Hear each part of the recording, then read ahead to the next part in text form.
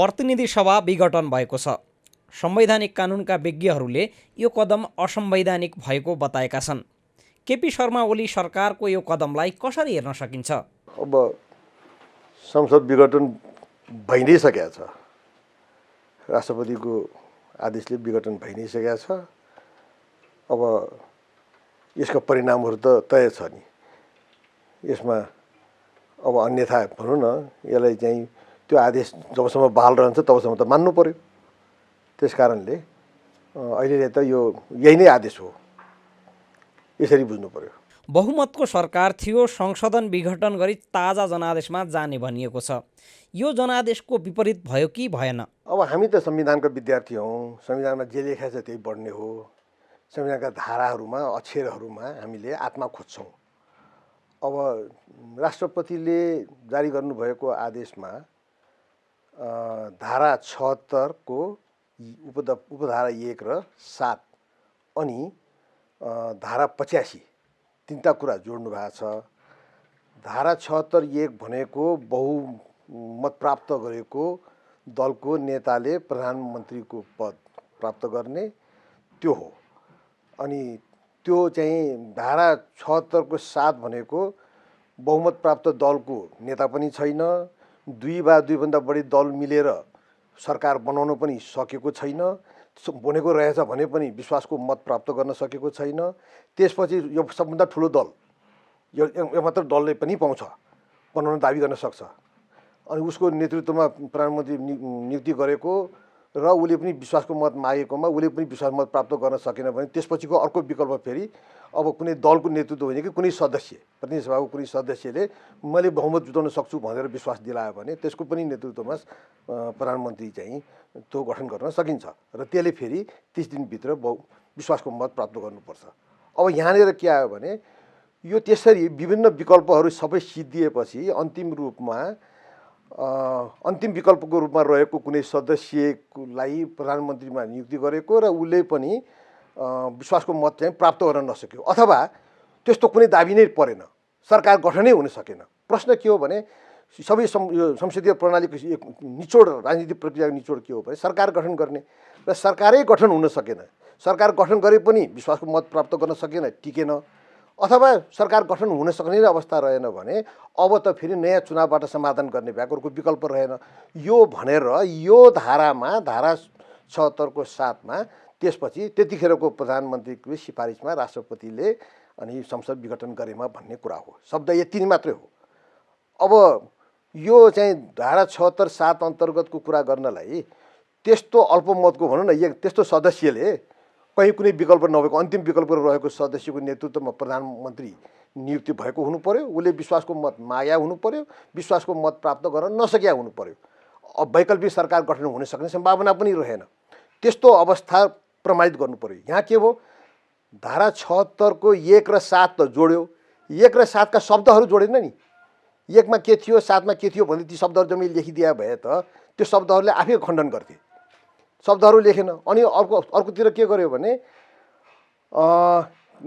संसदीय अभ्यास, हाम्रो आफ्नै अभ्यास, अरू देशको अभ्यास, यस्ता कुराहरू लेखियो। ताजा जनादेश, यी शब्दहरू लेखेका ठाउँमा फेरि धारा छैन। धारा लेखेको ठाउँमा शब्द छैन। शब्द लेखेको ठाउँमा त्यो शब्द कुन धारामा छ त नि? शब्द लेखेको ठाउँमा धारा छैन, धारा लेखेको ठाउँमा शब्द छैन।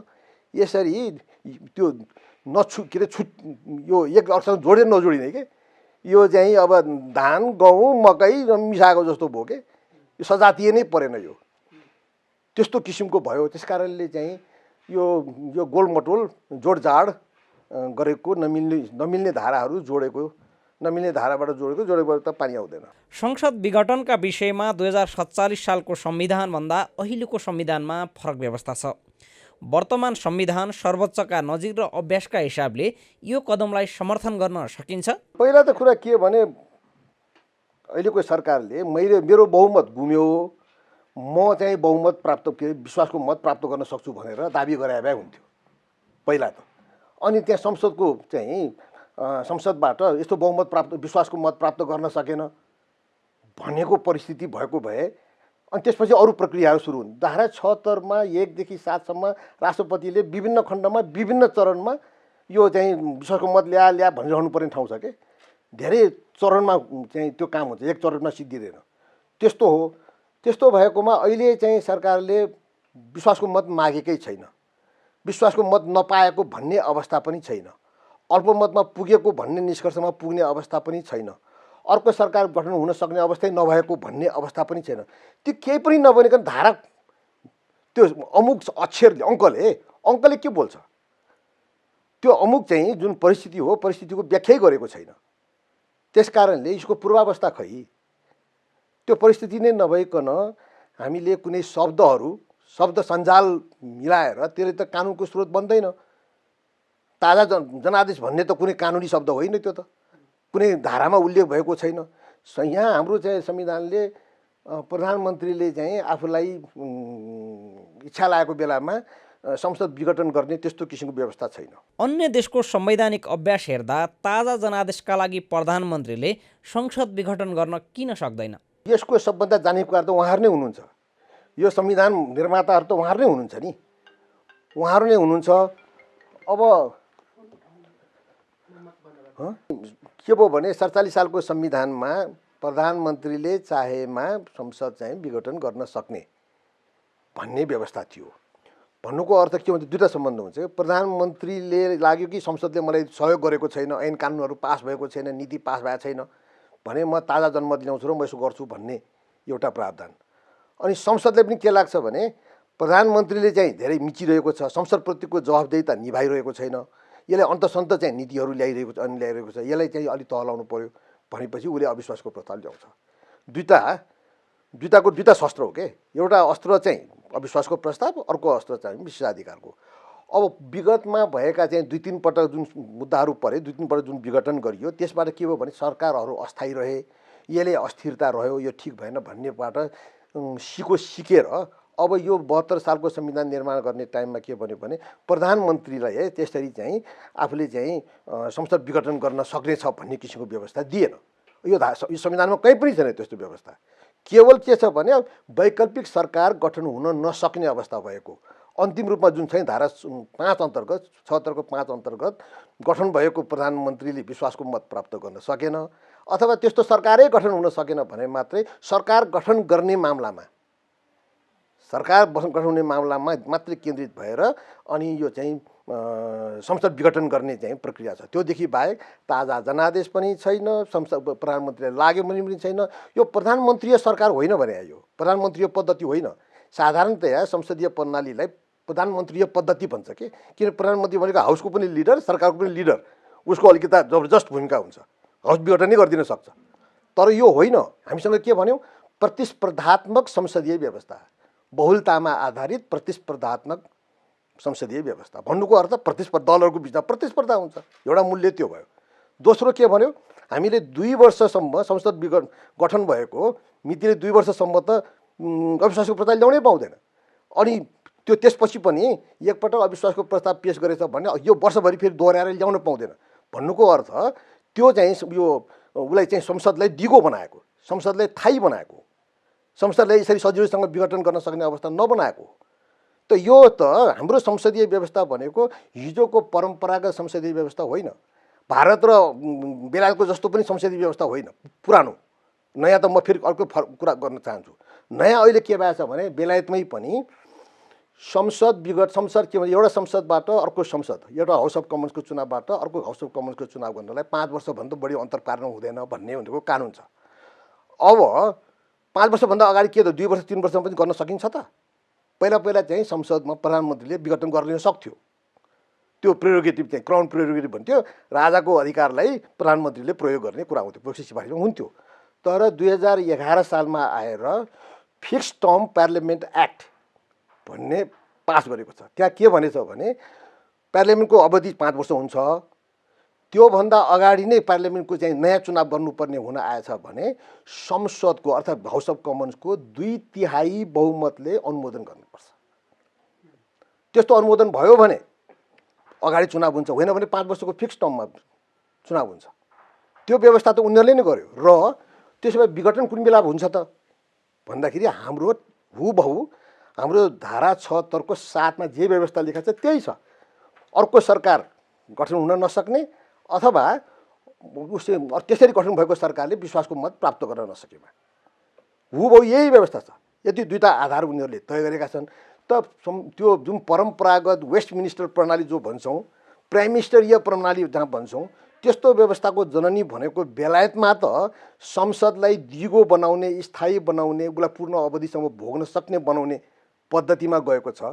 हामीले 47 सालको संविधानबाट अहिले 72 सालमा आउँदाखेरि त व्यापक रूपान्तर गऱ्यौँ। हाम्रो संसदीय प्रणाली चाहिँ आधारभूत परिवर्तन भयो नि। दुई वर्षसम्म किन चाहिँ अविश्वासको प्रस्ताव पेश गर्न नपाउने? त्यो पहिलो निर्णय नै गलत हुनसक्छ नि। सरकारले यो जवाबदेहिता ननिभाएको हुनसक्छ, गलत निर्णय गरेको हुनसक्छ, जनताले संसदलाई चित्त नबुझेको हुनसक्छ। किन गरेको? त यो संसदलाई दिगो बनाउन राखेको यस्तो प्रणालीबाट हाम्रो संसदीय प्रणालीको चरित्र अब अरूसँग तुलनायोग्य छैन, फरक छ भन्ने बेलामा विशिष्ट किसिमको हाम्रो राष्ट्रिय आवश्यकता अनुसारको संसदीय प्रणाली हामी विकसित गऱ्यौँ पनि भन्दै गर्ने। अनि अन्य देशको संसदीय अभ्यास अनुसार गरे पनि अन्य देशको अभ्यास चाहिँ हाम्रो कानुन हो। हाम्रो कानुनले, हाम्रो संविधानले त्यसलाई मान्यता दिन्छ। अन्य देशको चाहिँ अभ्यास अनुसार पनि अनुकूल हुनुपर्छ भन्ने व्यवस्था छ।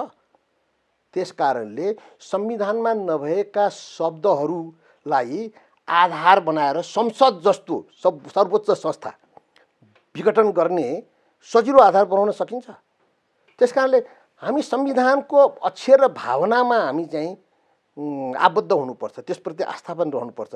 संविधानभन्दा बाहिर च्याउने, संविधानको आत्माभन्दा बाहिर च्याउने यो त सोच राख्नु हुँदैन नि। हामीले जब आफ्नो सुविधा अनुसार कहिले भित्र कहिले बाहिर गऱ्यौँ भने हाम्रो चाहिँ पद्धति कसरी स्थायी हुन्छ र दिगो हुन्छ, यो अवस्था हामीसँग रहेको छ। यसले विचार गरौँ न। संविधानभन्दा बाहिर गएपछि गैर संवैधानिक भन्न किन आपत्ति भयो त? यो त भने नि यो प्रश्न हामीले अब हाम्रो बौद्धिक चाहिँ बहसको विषय भयो होइन। किनभने संविधानको विद्यार्थी भएको नाताले संविधानमा लेखिए भन्दा बढी भएछ भन्ने कुरा हामीले चाहिँ हाम्रो सरसर्ती नजरमा भन्छौँ। तर अब चाहिँ यो विघटन भइसकेको अवस्था छ। एउटा कुरा हामीले सीमा के बुझ्नुपर्छ भने अब अदालतमा मुद्दा दर्ता हुनलाई पुगि नै सकेका छ मान्छेहरू, लगभग भनौँ न विचाराधीन हुन लागिसक्यो।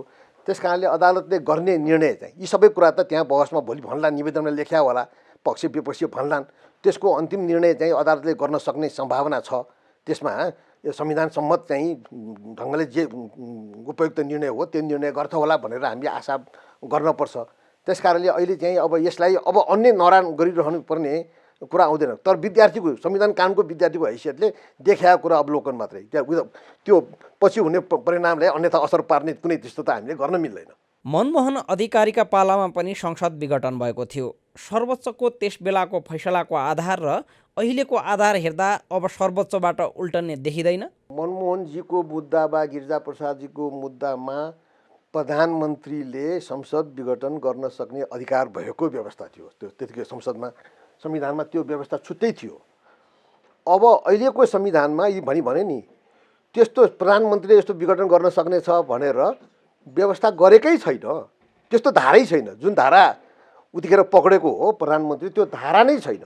त्यसको अतिरिक्त के भने 2 वर्षभित्र त कुनै चाहिँ अविश्वासको प्रस्ताव पेश गर्न पनि पाइँदैन। विश्वास छ भन्न बाध्य बनाएको छ। सहनुपर्ने बाध्यता भनौँ, संसदले सहनुपर्ने, प्रधानमन्त्री भनौँ न, प्रधानमन्त्री शासना सहनुपर्ने अवस्था छ। अर्को 1 वर्ष पनि फेरि एकपल्ट अविश्वास प्रस्ताव ल्याएपछि वर्षभरिमा अर्को पनि ल्याउनु पाउँदैन। परिस्थिति हरेक महिना ल्याउनु पर्ने हुनसक्छ नि। संसदीय प्रणालीको गतिशीलता त त्यो रूपमा होला नि। त्यसलाई हामी अस्थिरता बुझौँ र हामीले यसलाई चाहिँ संसदलाई दिगो बनाउनलाई यावत प्रावधान हामीले गऱ्यौँ। र अहिले सजिलोसँग के हो भने त्यस्तो व्यवस्था नभए सरह सजिलो संसदीय अभ्यास, हाम्रै आफ्नै पनि अभ्यास, 47 सालको संविधानको अभ्यास चाहिँ 72 सालको संविधानले गरेर हुन्छ? तुलनायोग्य छैन। त्यसमा पनि मनमोहनको मुद्दामा के हो भने अविश्वासको प्रस्ताव दर्ता भइसकेपछि त्यो प्रक्रिया फेस गर्नुपर्छ नि। त्यो छल्न कहाँ पाइन्छ भन्ने खालको कुरा हो। तिमीसँग अधिकार छ, संसद विघटन गर्न सक्छौ, तर तिमी अविश्वासको प्रस्ताव आइसकेपछि त्यो प्रक्रिया त तिमीले चाहिँ सामना गर्नु पर्यो नि। त्यसलाई चाहिँ त पन्छाउनु मिलेन नि भन्ने किसिमबाट हस्तक्षेप गरेको हो। अब त अविश्वास प्रस्ताव दर्ता भएको पनि अब भनिराखेको छ। त्यसको मितिको कुरा उहाँले गर्नु होला। त्यो के भयो त्यो उहाँले जवाब दिनु होला। मैले खालि त्यो त्यतापट्टिको विवादमा नपसिकन मैले भन्ने कुरा के हो भने 47 सालको संविधानका आधारहरू र 47 सालका संविधान अन्तर्गत गरिएका निर्णयहरूको नजिरमा 72 सालको संविधान चाहिँ क्रियाशील हुँदैन। 72 सालको आफ्नो छुट्टै संविधानका धाराहरू छन्, बेग्लै सिद्धान्तहरू निर्मित भएका छन्, बेग्लै पद्धति विकसित भएका छन्। त्यस्तो पद्धतिलाई अन्यथा असर पर्ने गरी पुरानो अब हाल प्रचलित नरहेका सिद्धान्त, धारा वा प्रयोग वा परम्परालाई आधार मानेर त्यसलाई पुष्ट्याइदिन सकिँदैन। संविधानको संरक्षक र कार्यान्वयन गर्ने व्यक्तिले नै संविधानमाथि यसरी प्रहार गरेको कार्य संवैधानिक कु हो कि होइन? अब यो राजनीतिक भाषा कु भन्ने के भन्ने यो राजनीतिक भाषा भयो अघि। यो राजनीतिक भाषा प्रयोग गरेर तुष्टि लिन म चाहन्न। म खालि के भने संविधानमा के लेखिया छ, प्रयोगमा के त्यो तालमेल मिल्यो कि मिलेन होला भन्ने किसिमबाट मात्रै म हेर्छु। मैले अघि नै भने कि संविधानको धारा 76(1) वा 7 मा जुन शब्दहरू लेखिएका छन् ती शब्दहरूलाई उल्लेख गरिदिया भए त्यो लेखिएका शब्दहरूको पूर्वावस्था त्यस्तो अवस्था अहिलेको अवस्थामा मिल्यो कि मिलेन, विद्यमान छ कि छैन भनेर भनिदिएको भए त्यो कुरा स्वतः स्पष्ट हुन्थ्यो। तपाईँ हामीले यस्तो छलफल गरिरहन पर्ने नै थिएन। मैले के भने कि यो धारा लेखेका ठाउँमा प्रावधान लेखिएन, जहाँ शब्दहरू लेखिए त्यसको फेरि उसको आधारको रूपमा रहनुपर्ने धारा लेखिएन। धारा भएको ठाउँमा शब्द छैन, शब्द भएको ठाउँमा धारा छैन, दुईटाको बिचमा भेट खान्न। यसलाई सामान्य सुझबुझ भएको तपाईँ हामी सबैले सुझबुझ भएकोले जे निष्कर्ष निकाल्ने त्यो निष्कर्ष यसले गर्दाखेरि यसको चाहिँ संवैधानिक एउटा पूर्वावस्थाहरू विद्यमान छैन भने त्यस्तो आधारमा सिफारिस गर्नु, त्यस्तो आधारमा आदेश गर्नु, विघटन गर्नु यो संविधानको लागि सहयोगी भयो कि भएन, संविधान कार्यान्वयनको लागि सहयोग भयो कि भएन, सकारात्मक भयो कि भएन, संविधान उल्झनमा पर्यो कि, संविधान चाहिँ दुर्घटनाग्रस्त हुने अवस्था आयो कि, संविधानले जुन किसिमको डेलिभरी दिनुपर्ने थियो डेलिभरी गर्ने कुरा चाहिँ अवरुद्ध भयो कि, प्रजातान्त्रिक जुन पद्धति संस्थागत हुने प्रक्रियामा छौँ नि हामी त, त्यो प्रजातन्त्र संस्थागत होला भनेको त प्रजातन्त्र चाहिँ पद्धति चाहिँ यस्तो कपोलकल्पित कृत्रिम अवस्थाहरू सिर्जना गरेर अवरुद्ध गर्ने हो भने प्रजातन्त्र जहिले पनि शिशु प्रजातन्त्र चलाएर बसिन है हामी। संविधानप्रति निष्ठावान भएर राजनीति गर्ने हो कि संविधानमाथि नै राजनीति त गर्ने होइन नि। राजनीति तपाईँहरू म राजनीतिक खेल गरेर संविधानलाई जमी चापमा पार्ने, संविधानलाई सर्वोच्च हामी चाहिँ कानुन मानेर त्यस अन्तर्गत काम गरे पो संविधान दिगो रहन्छ, संविधानको इज्जत रहन्छ, संविधानको भावनाको त्यसपछि चाहिँ उसको अभिव्यक्त भएको हेर्न पाइन्छ, परिणाममा भोग्न पाइन्छ यसका लाभहरू। संविधानलाई नै हामीले दायाँ र बायाँ, बाङ्गो र टिङ्गो पारिदिने होइन, लछार पछार पार्ने, च्यातचुत पारिदिने गऱ्यौँ भने संविधानले कसरी डेलिभर गर्थ्यो? त्यो त कागज हो नि। पात्रहरूले संविधान प्रतिको इमान्दारी देखाउनु पर्यो नि। संविधानप्रति इमान्दार देखिने पात्रहरूको हामीसँग खडेरी पर्यो। म यो वा त्यो पक्ष नबनिकन हाम्रो राजनीतिक वृत्त चाहिँ संविधानवादप्रति निष्ठावान भएको देखा पर्दैन। यसको चाहिँ चाप चाहिँ निरन्तर नेपाली जनताले, राष्ट्रियताले, नेपालको विधि पद्धतिले, कानुनी राज्यको सिद्धान्तले, शासकीय प्रबन्धले, सुशासन, न्याय, सुरक्षा सबै कुरा यसबाट प्रभावित हुन्छ र प्रभावित भइ नै रहेको छ। यो परिस्थितिबाट कसरी बस्ने हो, कसरी दिगो रूपमा हामीले चाहिँ जनताको जीवन स्तर सुधार्ने हो, जीवनशैलीमा गुणात्मक परिवर्तन ल्याउने हो भन्ने पो सोच्ने हो र आफूले सोच्ने। सधैँभरि केन्द्रबिन्दुमा म शासन गर्नुपर्छ कि पर्दैन, मेरो अनुकूल हुन्छ कि हुँदैन भन्ने हिसाब गर्ने, जनता हिसाबमा नपर्ने, जनता चाहिँ आराध्य र श्रद्धेय कहिले नहुने, जनता चाहिँ खेलाउन योग्य हुने, यसरी एउटा गम्भीर मोडमा हामी छौँ भन्ने मलाई लाग्छ। राष्ट्रपति संविधानको रक्षक हो, तर कसरी उनको भूमिकामा प्रश्न उठ्ने र विवादित हुने भयो? अब म यसको मूल्याङ्कनको भनेर निचोडको रूपमा मैले किन भनौँ होइन, तर कुरा के हो भने राष्ट्रपति भनेको त संविधानको संरक्षक हो नि, सबभन्दा माथिल्लो तह हो नि। त्यो संरक्षण गरेको देखिनुपर्छ कि संवैधानिक अङ्गहरू छेदविच्छेद भयो भने उहाँको कामबाट संवैधानिक अङ्गहरू संविधानको भावना बमोजिम सञ्चालन हुन दिनु पर्यो नि। त्यो अवरुद्ध भयो भने संरक्षकत्व भन्नु कि संहारकत्व भयो? त्यो त उहाँले आत्मसाक्षी राखेर उहाँले नै भन्ने कुरा हो। उहाँले बुझ्न सक्नुहुन्छ नि, यो बुझ्न नसकिने भाषामा लेखिया त छैन। यो निर्णयले संवैधानिक अभ्यास र भविष्यमा कस्तो असर पार्ला? यो ठुलै असर पर्छ, किनभने नलेखिएका धाराहरू, प्रयोग नहुने धारा, नलेखिएका संविधानमा नलेखेका शब्दको भर गर्ने, लेखेका धाराहरूको प्रयुक्त हुन सक्ने अवस्था उल्लेख नगर्ने भनेपछि नहुने काम गर्ने, हुने काम नगर्ने जस्तो आयो नि। गर्न नमिल्ने काम गर्ने, गर्नुपर्ने काम नगर्ने, एउटा खराब चाहिँ दृष्टान्त भावी पिँढी पछि पनि प्रधानमन्त्री आउनु होला नि, पछि पनि राष्ट्रपति आउनु होला नि, यो अन्तिम त होइन होला त। त यही सिको लिएर हामीले चाहिँ संस्कारिक विकास यस्तै गऱ्यौँ, यस्तै पद्धति हामीले हुर्किन दियौँ भने हामीले कस्तो भविष्य हामी चाहिँ रचना गर्दैछौँ, यो चिन्ताको विषय हो। कोरोनाले चाहिँ अब लगभग 1 वर्षै हामी चाहिँ छेदविच्छेद भयौँ। कोरोना एकदम विषम परिस्थिति थियो। मान्छेको भन्न जीविका, सुरक्षा, स्वास्थ्य सुविधा, सेवा, आवागमन के मात्र असर परेन, अब सम्पूर्ण जीवनका सम्पूर्ण पहलुहरू चाहिँ कोरोनाको असरको रूपमा हामीले भोग्यौँ। र कोरोनालाई सम्बोधन गर्नलाई पो अध्यादेश ल्याएको भए हुन्थ्यो। पहिला त कोरोनाको जब सङ्क्रमण फैलिएको थियो संसद रहनु पर्थ्यो र कोरोना सम्बन्धी ऐन बनाउनु पर्थ्यो, कोरोना सम्बन्धी नीति ल्याउनु पर्थ्यो, जनताले उद्धार कार्यक्रम कसरी गर्ने भन्नु पर्थ्यो। त्यतिखेर संसद विघटन रे यो अन्त भयो, अधिवेशन अन्त भयो। त्यो बिचमा 8-9 महिना बिचमा त अध्यादेश ल्याउन सकिन्थ्यो नि। र एउटा कोरोनालाई उपयुक्त कानुन, पर्याप्त कानुन, आजको समय सापेक्ष कानुन, 20 सालको सङ्क्रामक रोग ऐन चलाउने, पञ्चायती व्यवस्थाको थोत्रा ऐन चलाउने अपर्याप्त, अधुरो, त्यो काम नलाग्ने ऐन चलाउने, त्यो चलाउनले चाहिँ पुरानो ऐन 20 लाख चलाउने, यो अध्यादेश ल्याउनु पर्दैन थियो। त्यसले राहतदेखि सम्पूर्ण प्याकेजहरू दिन सक्थ्यो नि, त्यो चाहिँ भएन। त्यसकारणले अहिले पनि कोरोनाबाट हामी मुक्त भए होइन नि। कोरोनाको यत्रो ठुलो चाहिँ चाप छ मान्छेको जीवनमा, सुखमा, स्वास्थ्यमा, सुरक्षामा, न्यायमा, रोजगारीमा, विदेश यात्रामा, आवागमनमा सम्पूर्ण कुरा चाहिँ प्रभावित छ। त्यसलाई सबै मिलेर राष्ट्रिय एकताको आधारमा, सहकारिताको आधारमा, सद्भावको आधारमा सम्बोधन गर्ने बेलामा हामी यति धेरै विभाजित हुन्छौँ र सबै काम छोडेर राजनीति गर्छौँ। राजनीति भने के, कुन दल ठुलो भयो कुन दल सानो हुने भन्ने त रहेछ नि। जनता ठुलो बनाउने त होइन रहेछ नि, जनताको हिफाजत गर्ने त होइन रहेछ नि। आफ्नो शक्ति चाहिँ स्पर्धाको लागि जति पनि पैसा छ, निर्वाचनको लागि 12 अरब कति चाहिन्छ त्यो पनि पैसा खर्च छ अरे। त्यो कोरोनाको लागि 12 अरब खर्च गर्दाखेरि त बाफ रे बाफ भनेर चाहिँ यहाँ हामी औषधि गर्न सक्दैनौँ भनेर चाहिँ महँगो चाहिँ यो चाहिँ के अरे त्यो परीक्षण शुल्क PCR चाहिँ के गरेको होइन। अब भन्नुहोस् न, राजनीतिको लागि खर्च गर्ने हामीसँग सामर्थ्य छ, तर जनताको स्वास्थ्य, आधारभूत स्वास्थ्यको लागि खर्च गर्नलाई हामी त अनकनाउँ गर्छौँ। तर यो प्राथमिकता के हो? त्यहाँले राजनीतिले जितेको, नेताले जितेको, जनताले हारेको छ कि हाम्रो परिस्थिति। हिन्दीमा एउटा कहावत छ कि दुनिया सब मेरे पीछे लेकिन मैं तेरे पीछे।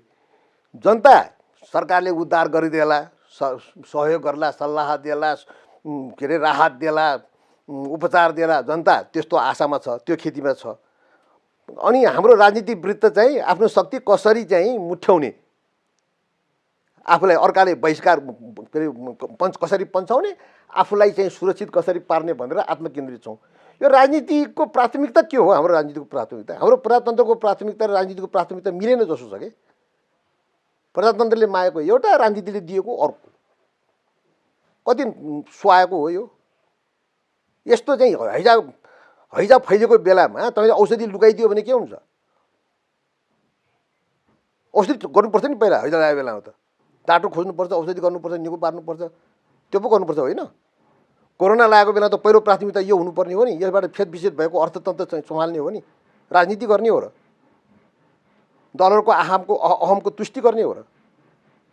त्यस कारणले म अहिले चाहिँ सामान्य नागरिकको हैसियतले भनेको कुरा छु के, म कुनै जवाबदेहीको कुरा चाहिँ मैले सरकारले यस्तो त्यस्तो भनेर चाहिँ धेरै औँलाउने कुरा म गर्दिनँ। यो त सामान्य जनताको अनुभूति जे हो त्यो अनुभूति मैले तपाईँलाई भनेको।